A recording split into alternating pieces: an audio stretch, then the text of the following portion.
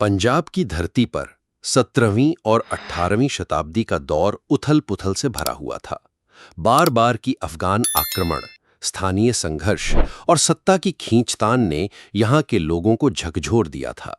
लेकिन इन्हीं संघर्षों के बीच से एक ऐसा व्यक्तित्व जन्म लेने वाला था जो आगे चलकर न सिर्फ पंजाब बल्कि पूरे उत्तर भारत के इतिहास की दिशा बदल देगा। वो नाम था महाराजा रणजीत सिंह। रणजीत सिंह का खानदान कोई बड़ा राजवंश नहीं था। उनके पूर्वज गुर्जरांवाला जिले के छोटे-छोटे गांवों में साधारण किसान और मवेशी पालक थे। जीवन कठिन था, रोजी रोटी मुश्किल से निकलती थी। लेकिन इसी वंश में एक ऐसा व्यक्ति पैदा हुआ जिसने परिवार को वीरता और संघर्ष की पहचान दी। ये थे बुद्ध सिंह। कहा जाता है कि स्वयं गुरु गोविंद सिंह ने उन्हें खालसा दीक्षा दी थी। बुद्ध सिंह और उनकी घोड़ी देसन की कहानियां पंजाब भर में लोक गाथाओं की तरह गूंजती थीं। वो घोड़ी के साथ बाढ़ के उफनते दरियाओं को पार करते, मैदानों में छापेमारी करते और हर जगह अपनी बहादुरी की छाप छोड़ते। जब 1718 में बुद्ध सिंह की मृत्यु हुई तो उनके शरीर पर तलवार और गोलियों के अनगिनत जख्म गवाही दे रहे थे कि उन्होंने जीवन युद्ध में ही बिताया था। बुद्ध सिंह के बेटे नौध सिंह ने अपने गांव सुकरचक को किले की तरह मजबूत किया और लड़ाकों का एक दल तैयार किया। ये दल आगे चलकर सुकरचकिया मिसल कहलाया। नौध सिंह ने अहमद शाह अब्दाली की सेनाओं से मोर्चा लिया, पर 1752 में एक झड़प में वे शहीद हो गए। इसके बाद उनके बड़े बेटे चरहत सिंह ने नेतृत्व संभाला। चरहत सिंह ने गुर्जरांवाला को अपना मुख्यालय बनाया, किलेबंदी करवाई और कई कस्बों पर अधिकार जमाया। अफगान सूबेदार तक उनसे टकराने की हिम्मत न कर सका। लेकिन जब अब्दाली पंजाब आया तो चरहत सिंह को जंगलों में भागना पड़ा और उसकी जमीनें लूट ली गईं। फिर भी वे हार मानने वाले नहीं थे। वापसी के समय उन्होंने अफगानों के काफिले पर हमला कर लूट का सामान छीन लिया। इसी दौरान जम्मू की मुहिम में उनकी बंदूक फटने से वे वीर गति को प्राप्त हुए। चरहत सिंह का 14 वर्षीय बेटा महासिंह अब अगली कड़ी बना। महासिंह महत्वाकांक्षी और साहसी थे।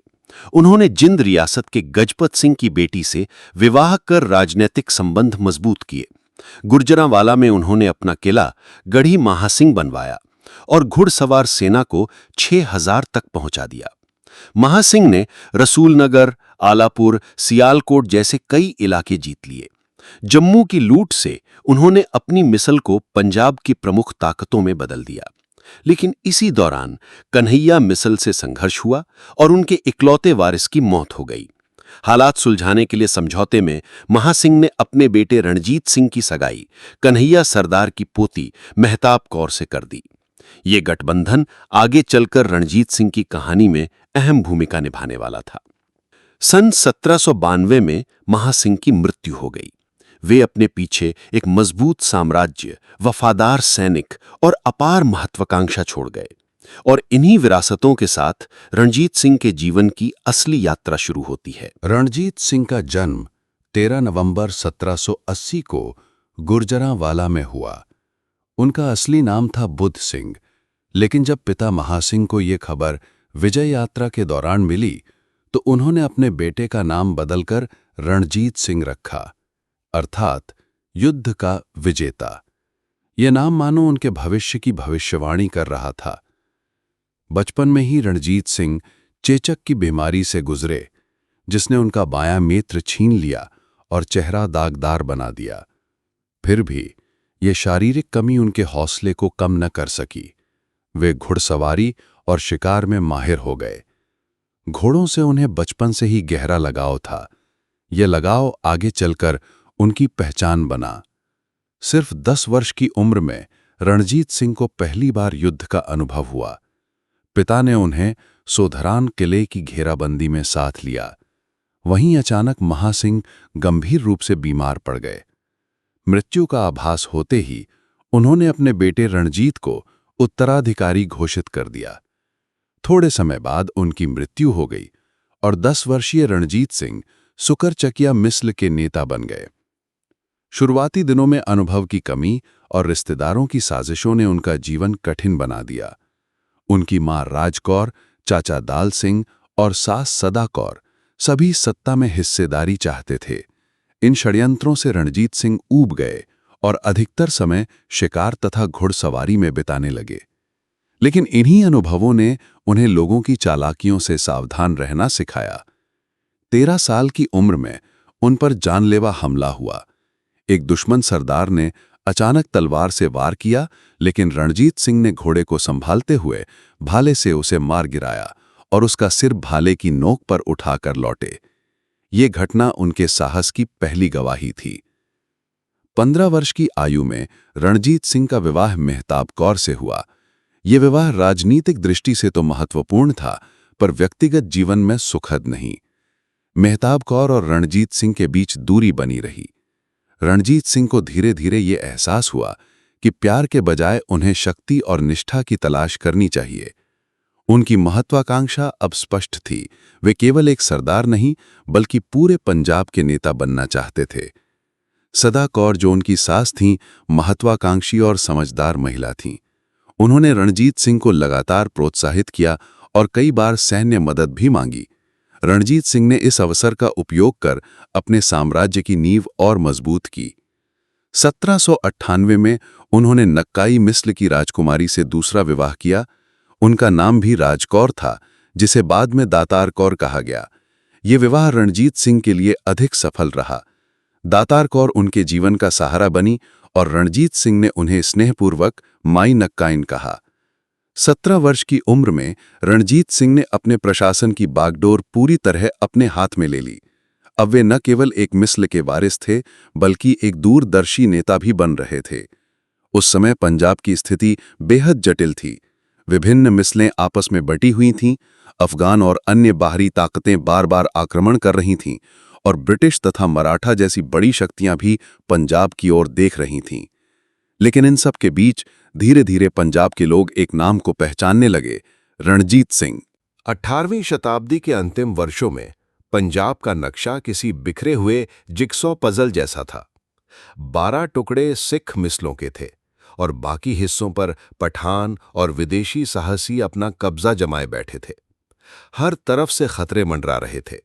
उत्तर पश्चिम से अफगान, उत्तर से राजपूत, उत्तर पूर्व से गोरखा, दक्षिण पूर्व से मराठे और पूरब से अंग्रेज।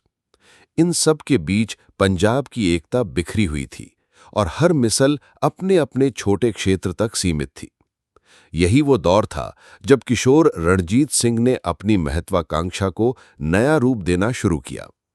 उस समय सबसे बड़ा खतरा अफगानों का था। अहमद शाह अब्दाली के बाद उसके उत्तराधिकारी लगातार पंजाब को अपना इलाका मानते रहे। शाहजमान, जो अब्दाली का पोता था, बार बार बड़ी सेनाएं लेकर पंजाब आता और पूरे उत्तर भारत को जीतने का सपना देखता। उसकी नजरें दिल्ली के तख्त पर थीं और रास्ते में सबसे बड़ी बाधा थे सिख। रणजीत सिंह ने पहली बार शाहजमान के हमलों का सामना बहुत छोटी उम्र में किया। उनके पास सिर्फ 5000 अश्वारोही थे, जिनके पास साधारण भाले और बंदूकें थीं। दूसरी तरफ अफगानों के पास 30,000 से अधिक सैनिक और भारी तोपखाना था। हालात असमान थे, लेकिन रणजीत सिंह ने हार मानना कभी नहीं सीखा। अमृतसर में सरबत खालसा की बैठक बुलाई गई। अधिकतर सरदारों का विचार था कि पहाड़ों की ओर चले जाओ और अफगानों को मैदान छोड़ दो। लेकिन रणजीत सिंह और उनकी सास सदा कौर ने डट कर विरोध किया। उन्होंने कहा कि अगर हम अपने शहरों और पवित्र स्थलों को छोड़ देंगे तो हमारी इज्जत मिट्टी में मिल जाएगी। रणजीत सिंह की दृढ़ आवाज ने बाकी सरदारों का दिल बदला और उन्हें मुखिया चुन लिया गया। लाहौर उस समय भांगी मिस्ल के हाथ में था, लेकिन अफगानों की नजरें वहीं थीं। रणजीत सिंह ने पहले शहर के चारों ओर अफगानों को घेर लिया, फिर रात के समय छापामार हमले शुरू किए। छोटे छोटे दल अचानक हमला करते और तुरंत गायब हो जाते। अफगान थकने लगे, उनका रसद खत्म होने लगा और अंततः शाहजमान को वापस काबुल लौटना पड़ा। इस जीत ने रणजीत सिंह की पहचान बदल दी। अब वे पंजाब के नायक के रूप में उभरे। लेकिन खतरा टला नहीं था। अगले ही साल शाहजमान फिर लौटा। पंजाब के बड़े बड़े शहर खाली हो गए। लोग अपने परिवारों के साथ पहाड़ों की ओर भागने लगे। यहां तक कि अमृतसर का पवित्र हरमंदिर साहिब भी लगभग असुरक्षित रह गया। इस बार भी रणजीत सिंह और सदा कौर ने जनता का हौसला बढ़ाया। रणजीत सिंह ने साफ कहा कि हम अपने पवित्र स्थलों को अपवित्र नहीं होने देंगे। यही उनकी जिद लोगों की उम्मीद बन गई। जब अफगान लाहौर पहुंचे, रणजीत सिंह ने उन्हें वहीं रोक लिया। शाहजमान ने सोचा कि सिखों को तोड़कर जीता जा सकता है। उसने अलग अलग सरदारों को लालच दिया, जमीनें, अधिकार, उपाधियां। कई सरदार उसके झांसे में आ गए, लेकिन एक बुजुर्ग साधु साहिब सिंह बेदी ने सभी को समझाया कि ये विदेशियों की चाल है। उन्होंने कहा, हमने ये जमीन तलवार से जीती है, तलवार से ही बचाएंगे। उनकी बात ने सबको फिर एकजुट कर दिया।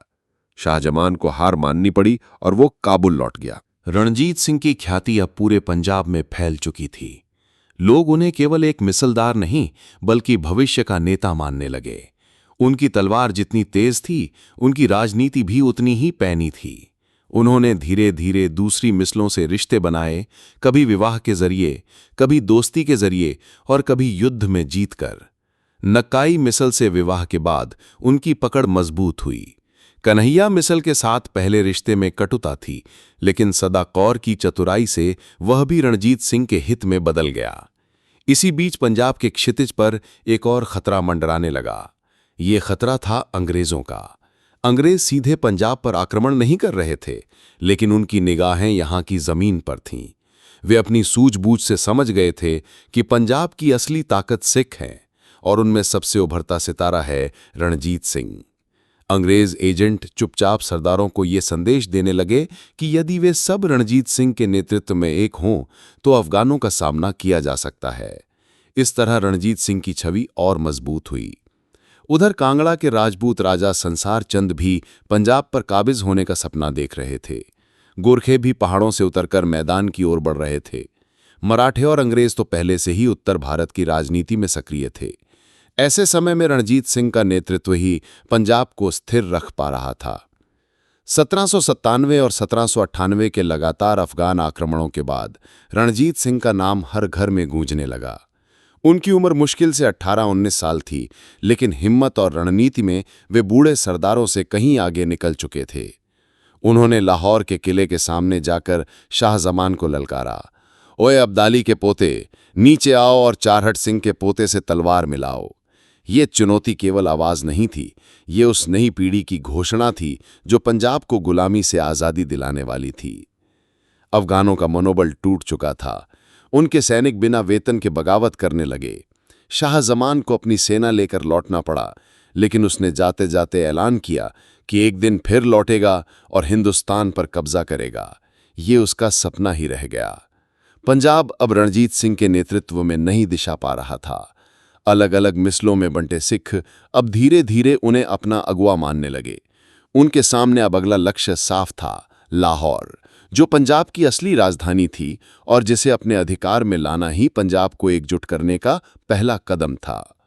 युवा रणजीत सिंह, जो बचपन में चेचक से एक आंख खो चुका था, अब पंजाब की आंख बन गया था। उसके हौसले, उसकी दूरदृष्टि और उसकी तलवार ने पंजाब को फिर से आत्मविश्वास दिया। जो लड़का कभी जंगलों में शिकार करता फिरता था, वही अब पूरे प्रदेश के भाग्य का निर्धारण करने जा रहा था। रणजीत सिंह अब पंजाब की राजनीति का केंद्र बन चुके थे। उनके पास ना तो बड़ी फौज थी और ना ही सोने चांदी से भरे खजाने, लेकिन उनके पास सबसे बड़ी पूंजी थी, लोगों का भरोसा और उनका साहस। उनकी नजरें अब लाहौर पर थीं। लाहौर, जो कभी मुगल सल्तनत का गहना था, उस समय भांगी मिसल के कब्जे में था।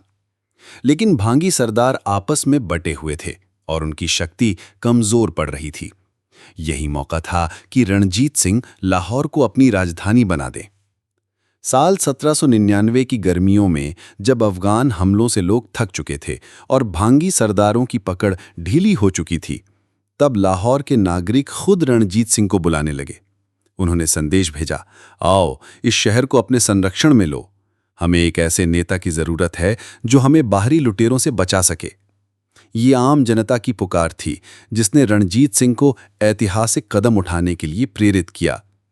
रणजीत सिंह ने 5000 घुड़सवारों के साथ लाहौर की ओर कूच किया। शहर के दरवाजे उनके लिए खुद ब खुद खुल गए। 7 जुलाई 1799 को वे बिना बड़ी लड़ाई के लाहौर में दाखिल हुए। ये वो दिन था जब पंजाब के इतिहास ने नया मोड़ लिया। अब रणजीत सिंह केवल एक मिसलदार नहीं रहे, बल्कि पूरे पंजाब के शासक बनने की राह पर चल पड़े।